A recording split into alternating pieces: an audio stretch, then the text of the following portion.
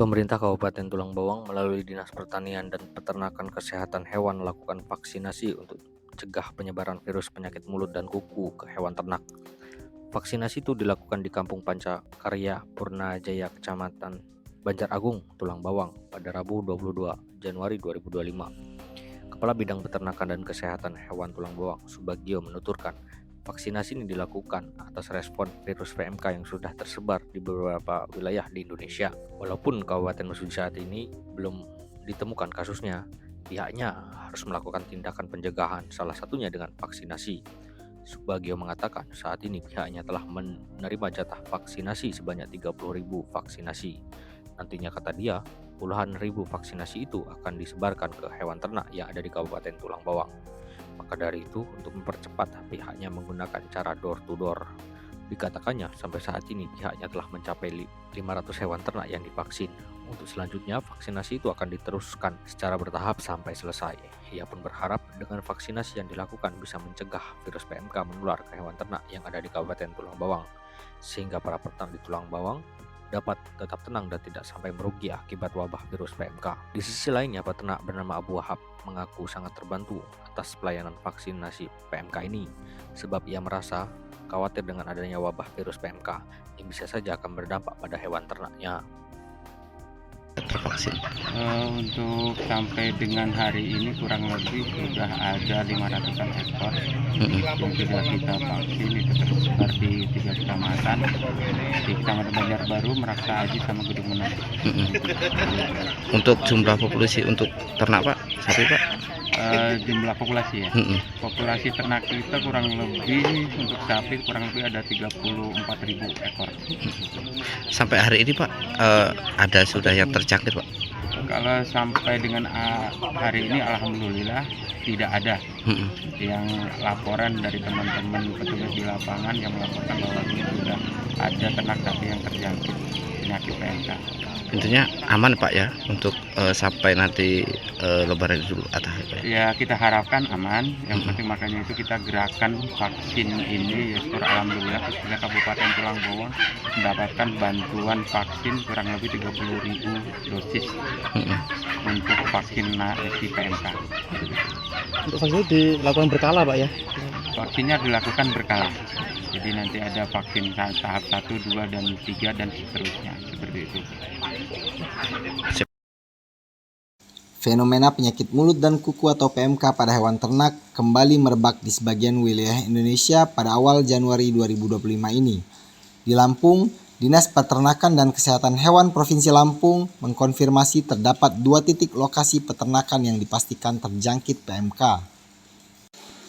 Kabid Kesehatan Hewan Dinas Peternakan Provinsi Lampung, Anwar Bahri, mengatakan kedua lokasi tersebut berada di Lampung Timur dan Lampung Tengah, di mana dari masing-masing 10 sampel yang diuji coba, pada 2 titik tersebut 9 diantaranya terkonfirmasi positif PMK.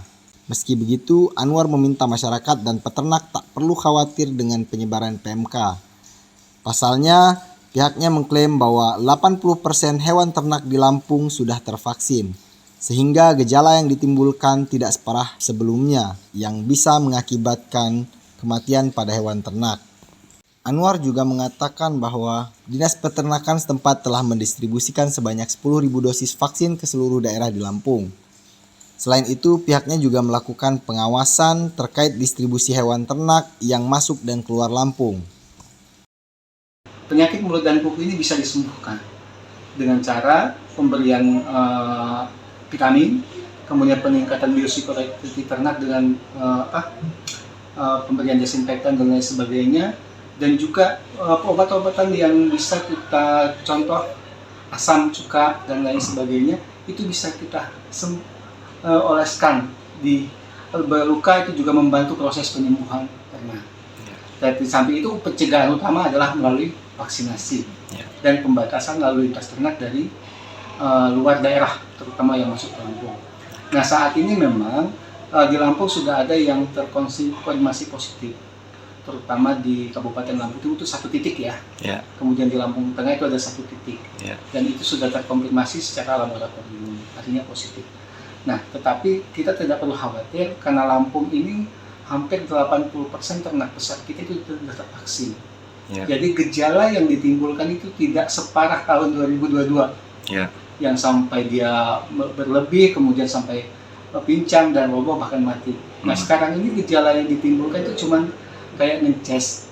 Ada orang istilah ada kayak demam 3 hari, Ya. BEF, dikelirukan dengan penyakit bovine ephemeral fever atau demam 3 hari yang dia kadang-kadang jadi lumpuh, demam tinggi, kemudian tapi kalau BF kan 3 hari dia sembuh. Ya.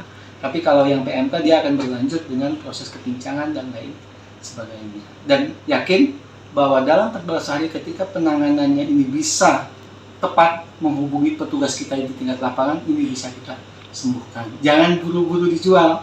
Ya. Kalau dijual nanti yang mengalami keuntungan adalah pelaku-pelaku usaha yang saat itu dia membeli dengan harga murah, dia sembuhkan, nanti dia jual kembali dalam harga mahal, kan sayang. Ya. Artinya peternak harus hubungi petugas terdekat kita. Kita ada hotline-nya yang nanti bisa dihubungi Ya. peternak kalau ada kasus di wilayah masing-masing.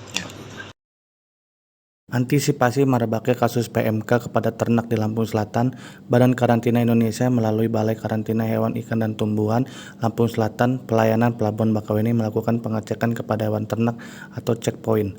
Kepala Satuan Pelayanan Pelabuhan Bakauheni, Akhir Santoso, mengatakan pihaknya terus melakukan pengawasan serta pengetatan hewan ternak yang melintas di Pelabuhan Bakauheni. Terkait merebaknya kasus PMK di Pulau Jawa, khususnya di Jawa Timur, kami Badan Karantina terus melakukan pengawasan. Selain itu, kita juga melakukan pengetatan. Jadi petugas kami di lapangan selalu melaksanakan tindakan karantina secara intensif, yakni melakukan pengecekan dokumen. Ia juga menyebut pihaknya secara ketat melakukan pengecekan dokumen-dokumen kendaraan yang membawa hewan ternak. Setiap kendaraan yang mengangkut hewan ternak, kita cek dokumennya, apakah sudah sesuai dengan dokumen yang dipersyaratkan. Yang kita lakukan pengecekan itu ialah hewan-hewan tersebut harus ada sertifikat atau dokumen dari daerah asalnya yang meliputi ada hasil laboratoriumnya. Hasil uji laboratoriumnya harus negatif. Lalu syarat lainnya hewan-hewan tersebut sudah divaksin. Kemudian hewan-hewan ternak tersebut harus ada rekomendasi pemasukan dan rekomendasi pengeluaran. Setelah itu semuanya lengkap, barulah akan diterbitkan oleh dinas atau VOP setempat surat rekomendasi. Selain itu, pihaknya juga melakukan pengecekan pada hewan ternak yang melintas di Pelabuhan Bakauheni. Nah, nanti surat rekomendasi itu mereka bawa, lalu kita periksa lagi, lalu kita cek fisik kembali, baru kita cek sertifikat kesehatannya. Kita juga periksa fisik hewan ternaknya. Lalu ketika benar-benar dinyatakan sehat, baru boleh kita izinkan lewat. Ia menyebut sampai saat ini pengiriman ternak masih didominasi dari Pulau Sumatera ke Pulau Jawa. Untuk lalu lintas hewan ternak seperti kambing dan sapi didominasi dari Pulau Sumatera ke Pulau Jawa. Tahun 2024 kemarin saja dari Pulau Sumatera ke Pulau Jawa untuk sapi 187 ribuan. Tapi sebaliknya yang dari Jawa, NTT, NTB, dan lainnya ke Pulau Sumatera hanya 7.000. Ia menyebut sampai saat ini belum ada pengiriman dari Pulau Jawa. Tapi baik yang keluar ataupun masuk, ternak yang akan kita keluarkan harus ada perlakuan desinfektan. Proses penyemprotan desinfektan itu untuk alat pengangkut atau hewannya minimal untuk meminimalisir penularan.